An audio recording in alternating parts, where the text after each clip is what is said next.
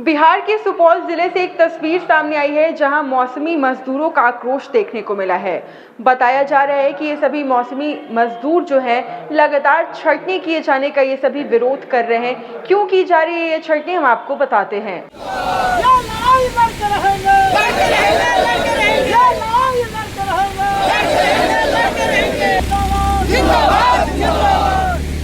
सरकार को यह लागू करना होगा, मजदूर को नियमित करना होगा। दरअसल सिंचाई विभाग के अधीन कार्यरत मौसमी मजदूरों की लगातार छंटनी किए जाने का मजदूर संघ में आक्रोश है और इसे लेकर सिंचाई विभाग के खिलाफ कोसी सिंचाई परिक्षेत्र के विभिन्न प्रमंडल के मौसमी मजदूरों ने बैठक किया और साथ ही विरोध प्रदर्शन भी किया है।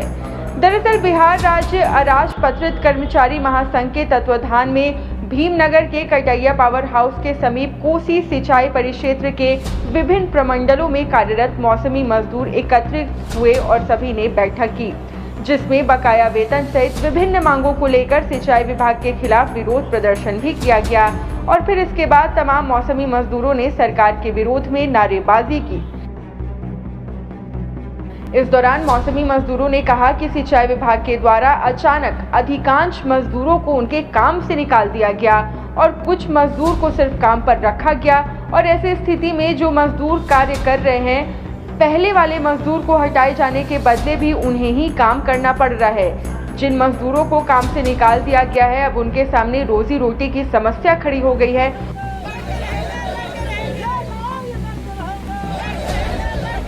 ये कोसी परिक्षेत्र में पूरे बिहार के अंतर्गत जितने कोसी प्रोजेक्ट है, सिंचाई विभाग का प्रोजेक्ट है, इस परिक्षेत्र में भी प्रत्येक कैनाल पर जितने मौसमी मजदूर हैं पिछले कई वर्षों से सिंचाई विभाग के नहर और जो भी स्ट्रक्चर है उसको सुरक्षा प्रदान करते थे। लेकिन आए दिन एसओपी के नाम पर यहाँ कुछ मौसमी मजदूर को काट-छाँट किया गया, उनको हटाया गया है।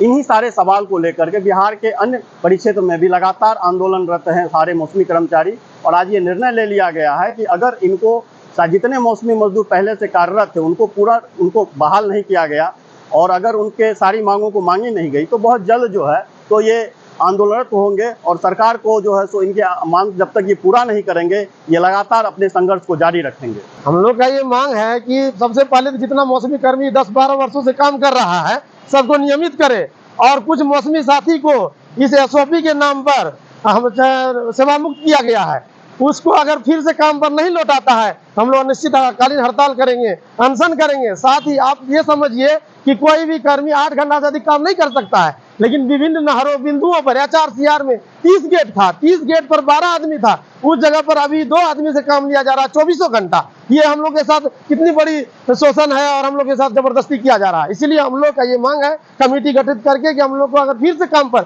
हमारे जो साथी को जो विमुक्त किया गया है उसको फिर से काम पर यदि नहीं लौटाता है हम लोग ये कार्यक्रम करेंगे।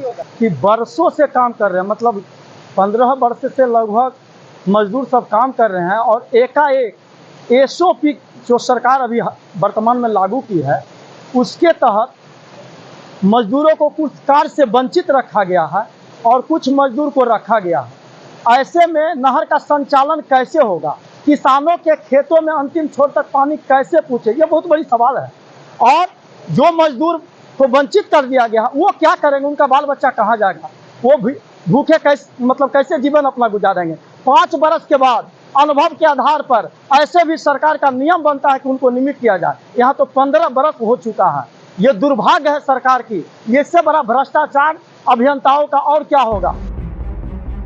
और इन्हीं सभी बातों को लेकर तमाम मौसमी मजदूर विभाग से लंबित बकाया वेतन भुगतान करने और अन्य मांगों को पूरा करने की मांग कर रहे हैं। साथ ही कहा है कि अगर उनके मांगों को जल्द पूरा नहीं किया गया तो फिर आगे उग्र आंदोलन भी कर सकते हैं।